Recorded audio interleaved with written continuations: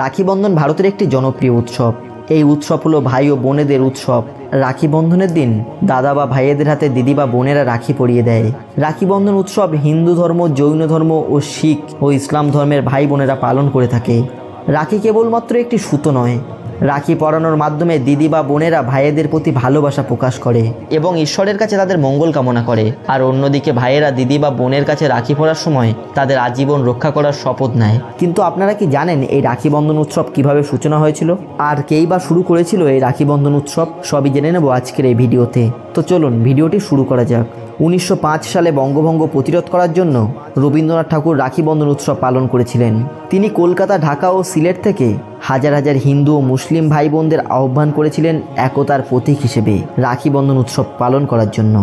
বর্তমানে আমরা রাখি বন্ধন উৎসব পালন করছি, কিন্তু 100 বছরেরও বেশি সময় আগে হিন্দু ও মুসলিম এই দুই সম্প্রদায়ের মধ্যে একতা আনার জন্য রাখি বন্ধন উৎসব পালন করা হয়েছিল।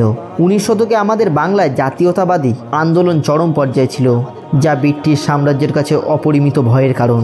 এই জাতীয় উৎসব দমন করার জন্য ব্রিটিশ সরকার সিদ্ধান্ত নেয় বাংলাকে 2 ভাগে ভাগ করবে।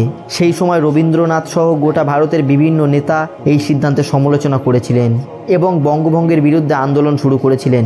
1905 সালের জুন মাসে লর্ড কার্জন বঙ্গভঙ্গের সিদ্ধান্ত নেয় এবং 1905 সালে আগস্ট মাসে বঙ্গভঙ্গ করার জন্য আইন পাশ হয়।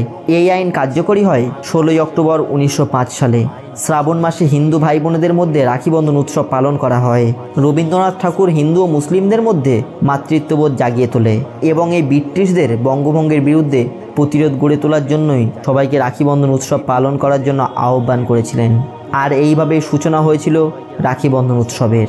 এটি তো গেল ঐতিহাসিক প্রেক্ষাপট, তবে এই উৎসবের সূচনা নিয়ে কিছু ধর্মীয় প্রেক্ষাপটও রয়েছে। তার মধ্যে একটু অন্যতম হলো মহাভারতের শ্রীকৃষ্ণর হাতে আঘাত লেগে রক্তপাত হলে দ্রৌপদী তার হাতে কাপড় বেঁধে দেয়।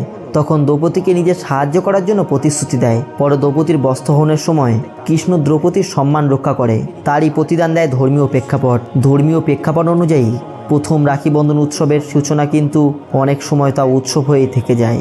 বর্তমানে অনেক দামি ও রংচঙে রাখির নিচে ঢাকা পড়ে যাচ্ছে রাখি বন্ধনের সেই পুরনো গৌরব। আজকের ভিডিও এই পর্যন্তই।